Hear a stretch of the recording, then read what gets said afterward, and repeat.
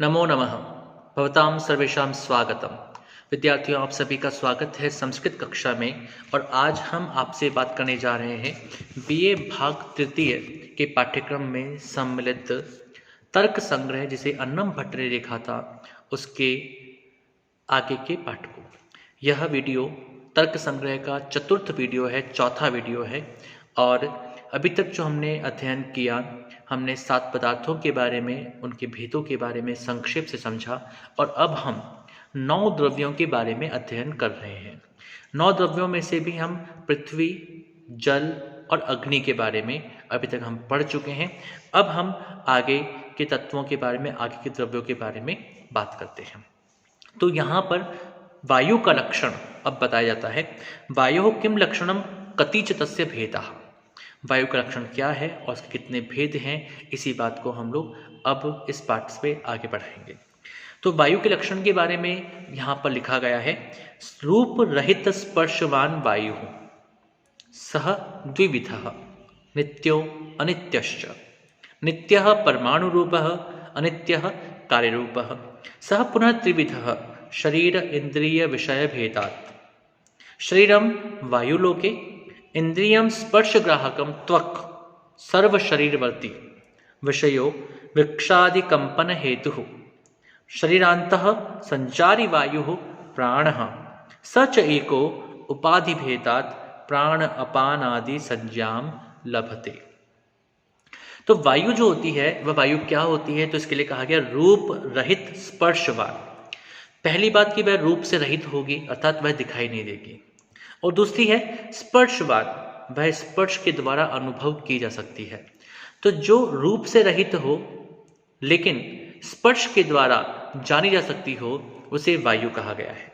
सह द्विविधः, वह 2 प्रकार की होती है, नित्यो अनित्यश्च, नित्य और अनित्य।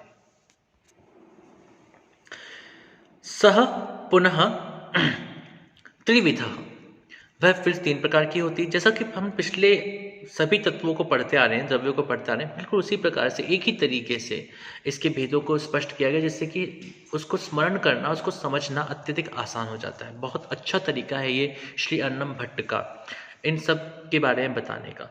और विद्यार्थियों, तर्क संग्रह एक ऐसी पुस्तक है निश्चित रूप से, जिस पुस्तक के माध्यम से हम तर्क अर्थात न्याय के, वैशेषिक के उन सिद्धांतों को बहुत आसानी से समझ पाते हैं, जो कि मूलतः बहुत गूढ़ हैं, लेकिन यहाँ पर उनको बहुत सरलता से संक्षिप्त रूप में समझाने का प्रयास किया गया है।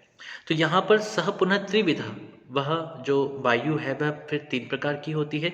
शरीर इंद्रिय विषय भेदात्, शरीर इंद्रिय और विषय के भेद से।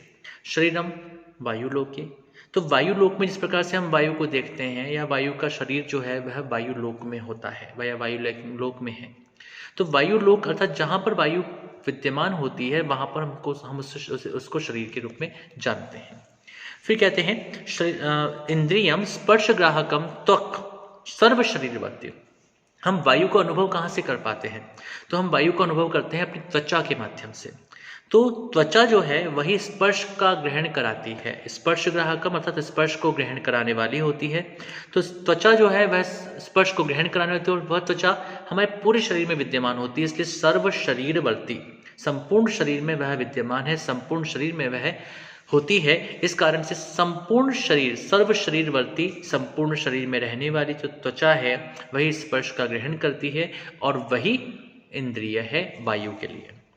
विषय, यदि हमको वायु को समझना है, जानना है, तो हमें वायु किस रूप में विषयगत होगी, तो वृक्षादि कंपन हेतु हो, क्योंकि वायु दिखाई नहीं देती। इस कारण से जब हम वृक्ष आदि का कंपन देखते हैं, किसी वस्तु को हिलता हुआ देखते हैं, तो जब हम किसी वस्तु का हिलता हुआ देखते हैं, या पेड़ों को हिलता हुआ देखते हैं, या उसके पत्तों को हिलता हुआ देखते हैं, तो जो उस कंपन का, उसके हिलने का हेतु है, कारण है, वह कारण वायु ही है।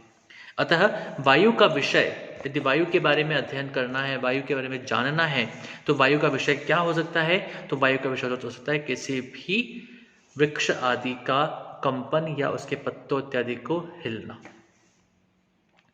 अब बात आती है कि शरीरांतः संचारी वायु, जो वायु है वह वायु हमारे शरीर के अंदर संचार करती है, और शरीर के अंदर संचार करने वाली जो वायु है उसी को प्राणवायु कहा जाता है। सह च अपि एकः, वह मूलतः एक ही है, लेकिन उपाधि भेद से, उपाधि के भेद से अर्थात शरीर के विभिन्न भागों में होने के कारण से, और दूसरा उस वायु का शरीर में विविध प्रकार के क्रियाकलापों के कारण से उस वायु को 5 भागों में या 5 प्रकार से हम जानते हैं। ये 5 प्रकार कौन कौन से हैं? पहला है प्राण, दूसरा है अपान, तीसरा है समान, चौथा है उदान और पांचवा है व्यान। प्राण, अपान, समान, उदान और व्यान। तो प्राण, अपान, समान, उदान और व्यान, ये 5 प्रकार की वायु हमारे शरीर में संचरण करती है, हमारे शरीर में विचरण करती है। यह 5 प्रकार की वायु हमारे शरीर में विद्यमान होती है, इसीलिए यह जो वायु है, यह वायु जो हमारे शरीर में है वह 5 प्रकार की होती है। तो इस प्रकार से हमने देखा कि वायु जो है उसके 5 प्रकार होते हैं जो कि हमारे शरीर में होते हैं। वायु का जो मुख्य लक्षण है वह है रूप रहित स्पर्शवान वायु। अब हम आगे बात करते हैं आकाश की। तो जो आकाश तत्व है वह आकाश तत्व क्या है और उसके यदि कोई भेद इत्यादि हैं तो वो कैसे हैं उसके बारे में हम जानते हैं।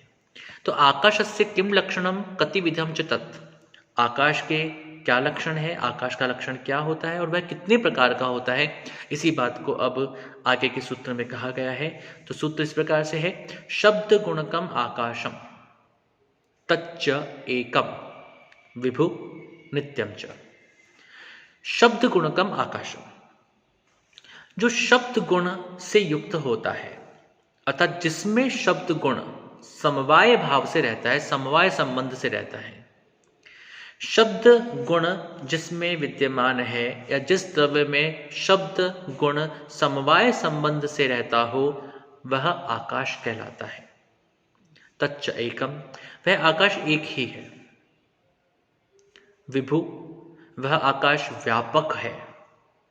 नित्यम च, और वह आकाश नित्य होने वाला है। आकाश शब्द के माध्यम से यहाँ पर रिक्त स्थान अर्थात खाली स्थान के बारे में यहाँ पर बात की गई है। और आकाश ऐसा रिक्त स्थान है जो कि शब्द गुण का वहन करने वाला है, शब्द गुण को धारण करने वाला है। हमें कोई भी चीज सुनाई देती है तो वह सुनाई देने का कारण जो है वह आकाश है, वह खाली स्थान है, रिक्त स्थान है, जो कि रिक्त स्थान बहुत व्यापक है और नित्य रूप से विद्यमान रहने वाला है। इस शब्द को हम ग्रहण कहाँ से करते हैं, किस इंद्रिय के माध्यम से ग्रहण करते हैं? तो श्रवण इंद्रिय के माध्यम से, कानों के द्वारा हम इसको ग्रहण करते हैं। ये हमने आज तक जो हमने अध्ययन किया वो 9 द्रव्यों में से प्रारंभिक 5 द्रव्यों का अध्ययन किया। और जिन प्रारंभिक 5 द्रव्यों का हमने अध्ययन किया वे प्रारंभिक 5 द्रव्य जो हैं वे पंच महाभूत कहलाते हैं। ये पंच महाभूत कौन कौन से थे? पृथ्वी, जल, अग्नि, वायु और आकाश। और विद्यार्थियों आप थोड़ा सा ध्यान रखें कि इन 5 जो पंच महाभूत हैं, इन पंच महाभूतों से 5 इंद्रियां, जिनको हम 5 ज्ञानेंद्रियां कहते हैं, वे 5 ज्ञानेंद्रियां संयुक्त हैं, जुड़ी हुई हैं। कैसे?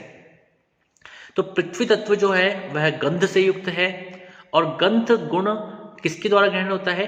घ्राण के द्वारा, नाक के द्वारा, नासाग्र के द्वारा ग्रहण होता है। इसलिए नासा अर्थात घ्राण इंद्रिय जो है वह जुड़ जाती है पृथ्वी तत्व के साथ में। दूसरा आता है जल। जल जो है वह, जल तत्व जो है वह रस अर्थात रस के द्वारा हमें ग्रहण होता है। और रस किसके द्वारा ग्रहण होता है? स्वाद किसके द्वारा ग्रहण होता है? जिह्वा के द्वारा। तो जिह्वा जो है वह इंद्रिय जुड़ जाती है अप अर्थात जल तत्व के साथ में। तीसरा है तेज अर्थात अग्नि। अग्नि जो है वह, अग्नि के माध्यम से हमें विविध रूप दिखाई देते हैं। अग्नि जो है वह उष्ण स्पर्श को अनुभूत कराने वाली होती है। हमारी दृष्टि का कारण भी वही है, इसलिए चक्षु जो है, आंखें जो हैं, वह इंद्रिय जुड़ जाती है अग्नि के साथ में। चौथा आता है वायु, और वायु के माध्यम से हम स्पर्श को अनुभूत करते हैं। तो स्पर्श है वह हमें त्वचा के माध्यम से अनुभूत होता है, अतः त्वचा इंद्रिय, त्वक इंद्रिय जो है वह जुड़ जाती है वायु के साथ में। और पांचवा है आकाश। आकाश रिक्त स्थान है, उस रिक्त स्थान में ही ध्वनि विद्यमान होती है, शब्द विद्यमान होते हैं, और शब्द हमें सुनाई देते हैं श्रवण इंद्रिय के द्वारा अर्थात कानों के द्वारा। तो कान अर्थात श्रवण इंद्रिय जो है वह जुड़ जाती है शब्द के साथ में, और शब्द जुड़ा हुआ है आकाश के साथ में। तो इस प्रकार से पंच महाभूतों का यह वर्णन यहाँ पर किया गया, और ये पंच महाभूत 9 द्रव्यों में से प्रारंभिक पंच या 5 द्रव्य हैं।